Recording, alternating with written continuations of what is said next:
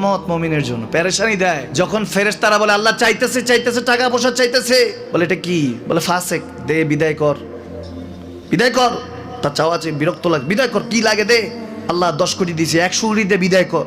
মুমিন যখন চাইতে থাকে আল্লাহ আমাকে কিছু লাগবে, যখন একটু করে চায় আমার মাটাকে সুস্থ করে দাও, বাবাটাকে আল্লাহ আমার স্ত্রীকে আমার আমাকে একটু তৌফিক দাও, চাইতে থাকে মুমিন। আল্লাহ বলে যখন ফেরেশতারা দেখে মুমিন চাচ্ছে, দেরি করতে পারে না, তাড়াতাড়ি খাজানা নিয়ে দিতে নেবে, আল্লাহ বলে রাখোস না, এত তাড়াহুড়া কিসে, তার চাওয়ার মধ্যে তো প্রেম আছে, একটু চাইতে দেস না।